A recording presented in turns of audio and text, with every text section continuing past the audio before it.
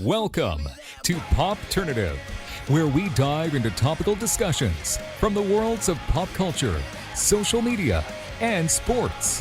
Here is your host, Peter Remoliotis, aka PD Beats. PD Beats here from Popternative, speaking to Andrew Hagar about Family Legacy, which is streaming on Paramount Plus. Welcome to the show, man. Thanks so much for being here. Absolutely. Thanks for having me. I mean, this is crazy. I mean, I feel like there's maybe a lot of answers to this question, but I mean, maybe it's just like, how did this come to be? Like, is this just MTV reaching out to you and your family? Is this something that you kind of reached out about? And I'm just curious about how this happens, basically, this documentary of you involved. I mean, I had a really good friend of mine from Access TV named Stormer, who's got his own production company. And I guess he was working with Glass Entertainment, the people that made the show. And they contacted me based on his recommendation, and the rest is history. You know, 7 hours of interviews later. Say that. We're on the same page. I was saying, and the rest was history. Yeah. So I can't even imagine. Like, it's official. It's booked. Everything's good. Family Legacy. You're going to be there talking about stories about your dad and everything. Yep. I can't even imagine the selection process of like what you're going to share story-wise. Oh, like, yeah. What was that like? Was it literally just a trip down memory lane, figuring out what would be good? Like, I'm curious about that. Yeah, I mean, they had me submit a bunch of, videos, photos, all kinds of stuff. I think they already had an idea of what they wanted to use because originally it was supposed to be a archival footage show. Mm-hmm. So they had a bunch of footage picked out for my dad, and I sat down and watched, like I said, about an hour with him and then about 6 more hours without him, just interviews and watching old VMA footage and stuff. It was really cool and just very nostalgic, Oh, absolutely. Now, I always lump in like punk and metal with this, but rock music is the greatest like genre of music ever. Like, I've always said this, right? I would have to agree with you. You know what I mean? With kind of like a lot of what your father's done, a lot of the music you do you see yourself like as like an advocate for like promoting rock music a lot? Like, I'm just curious about that. Like, while you're kind of doing your own thing and because of your dad's legacy and everything, because I feel like that we need rock to stay. We need it. Yeah. Oh, I agree completely. And I mean, there's all this talk all the time about how rock is dead, but it doesn't matter where you're looking in the music industry. There's plenty of rock and roll. Rock is alive and well. I mean, punk, post-punk, grunge is coming back. There's a burgeoning psych and garage rock movement that's been coming out of Australia for the past few years. I mean, everywhere you look, it's there. And I like that it's kind of gone back underground a little bit because you get a lot of real authenticity, and that old school rock and roll kind of punk DIY attitude is coming back. 100%. So that's great. Yeah, that's great for me. No, 100%. Now, for people that follow you on Instagram and everything, you're a musician as well. You're in the music industry as well. Yes, sir. I'm really curious about this because there's like a very good chance that you were going to in some way pursue music, whether it was like your full-time job or not, even like as a side thing, there's a good chance. You were around it your whole life. You know what I mean? Absolutely, so I'm just curious, kind of going into that a little bit more. Was there a time or an event or a conversation with your dad or an album or something that was kind of like the point where this is it, like I want to do music? Like, was there kind of like something that you remember? Like when you were like, I went, when I was a kid, the school I went to forced you to like play multiple instruments and sing and choir and all this stuff. So I've been around it my whole life. Okay. But my dad was very clear that he never wanted me to be a part of the music industry or the entertainment industry in any way growing up. And I think that had a lot to do with the fact that he was going through that, tumultuous experience post Van Halen. Yep. So I got to see a lot of the bad stuff, Mm-hmm. But I remember in college when I started, really trying to play guitar, not for any reason other than just for me, I was watching the 9 Inch Nails Beside You in Time DVD, and I saw like Trent Reznor just going off like face to face with his guitar player on like one of the songs off the Broken EP, which is like one of my favorite old school records from 9 Inch Nails. And I was just like, man, I really just need to learn how to play guitar like properly and just jam with some people. And that's what I did for years. I just jammed with friends and had like a little like 2 and then later 3-person punk unit, you know.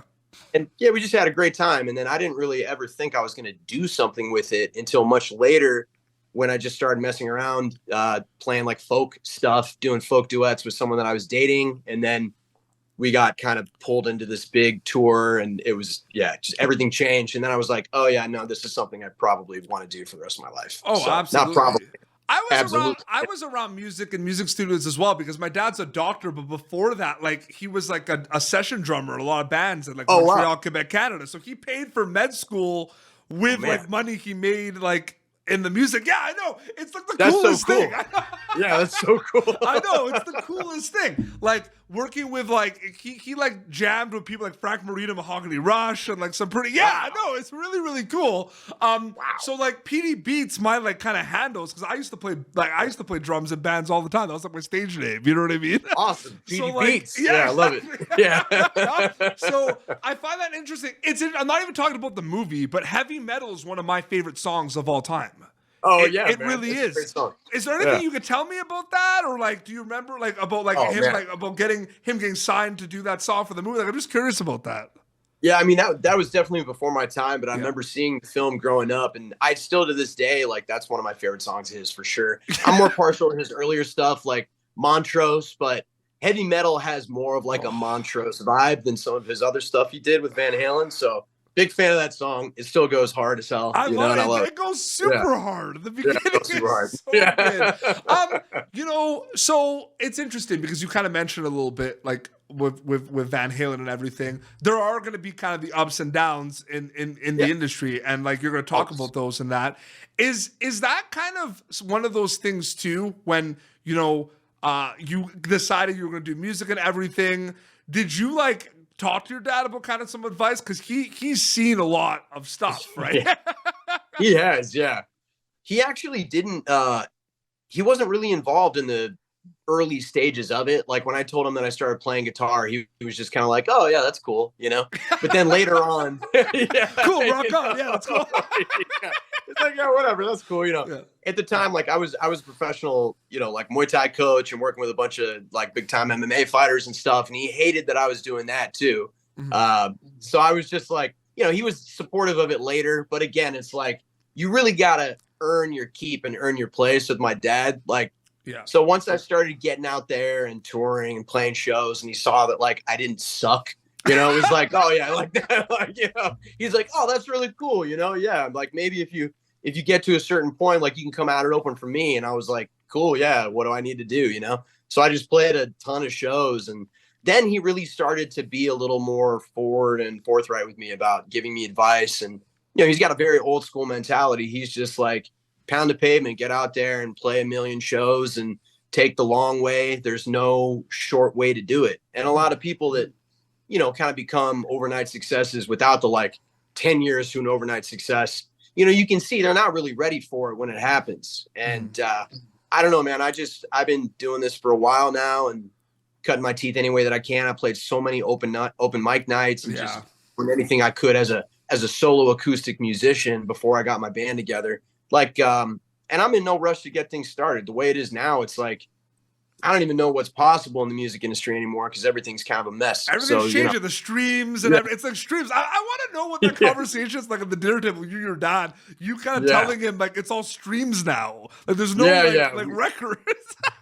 Oh yeah, we've had that conversation because for a guy that's as successful and well known as him, he doesn't really. I mean, he has a great streaming catalog, but he doesn't really have people that are pushing him on Spotify and Apple Music the way that they really could. I think that he has a lot of room to grow in that respect, but so much of his fan base, they're older folks who don't really use streaming services, and he's, still selling out massive arenas and stuff all the time. He's got a very successful live business, which is completely different than the streaming. So, his merch game is great. His live draw is fantastic. And the fact that the guy's 75 years old and can still go out there and put on a killer show is very incredible and insanely inspiring. Yeah, so, and I want to talk about your music specifically very, very quickly too. Yeah, I have seen like when your dad returned to Van Halen, I saw him play in Montreal. I saw him at that show in early 2000s. Yeah, my dad took me. It was one of my high school birthday presents. It was like one of my birthday presents.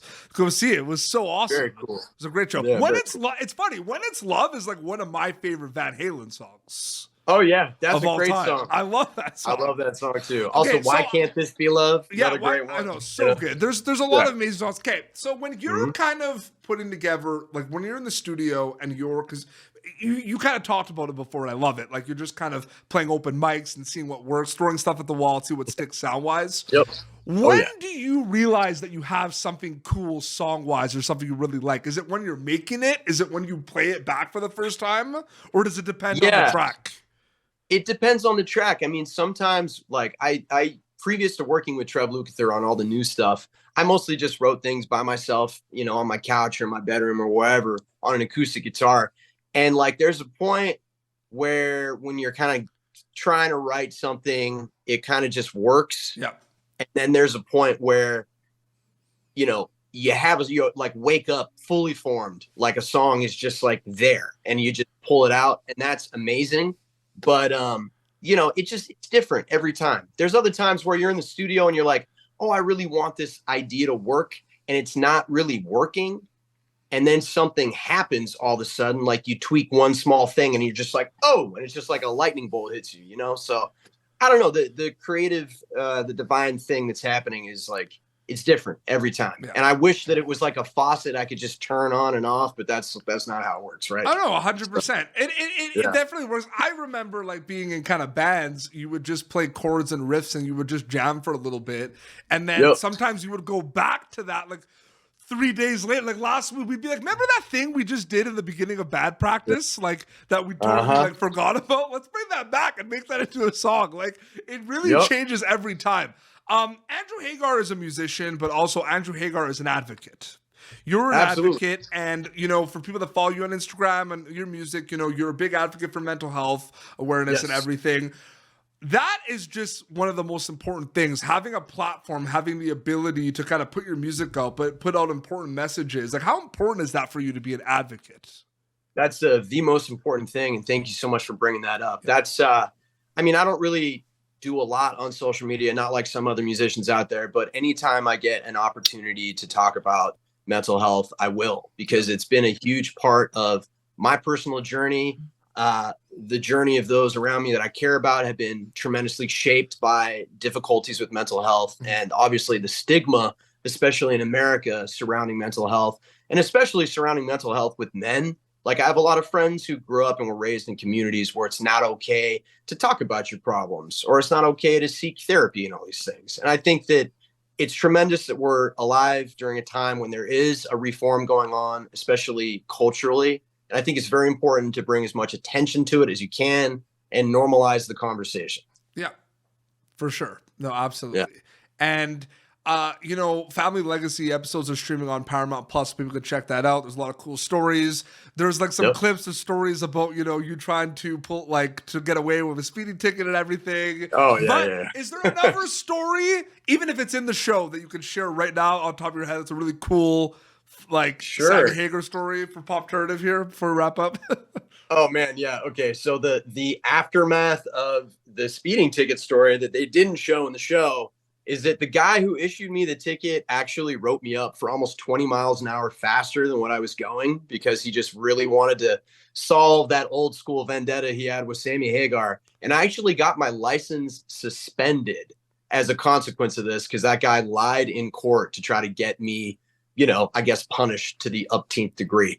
So that's ridiculous. But yeah. And let's see if there's a cool Sammy Hagar story I got. I mean, man, I don't know. Just in general, like, he's everything you would think of from looking at him on social media. He's the best hang. He's a great time. He loves to, you know, go out and have a couple cocktails, get kind of goofy. You know, I've seen him just interact with so many weird, wild celebrities. I've seen him in one of the most, for whatever reason, reviled people in the music industry. He's a really nice guy, Chad Kroeger from Nickelback.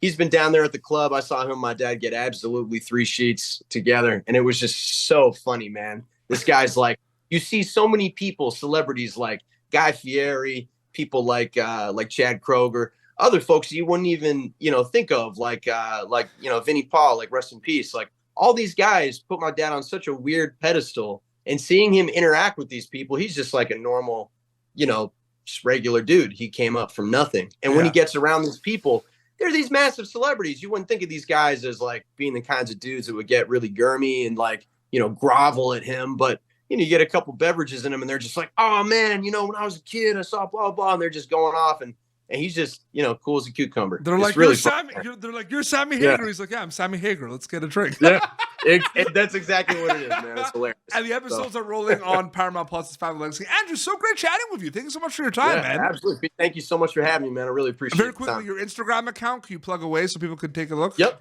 My Instagram and TikTok, Andrew Hagar Official. I'm pretty active on Instagram, not so active on TikTok, but I'll probably get there soon. Awesome. Well, this has been Popternative, youtube.com/Popternative. Previous episodes. Until next time, it's Andrew Hagar and PD Beats signing off.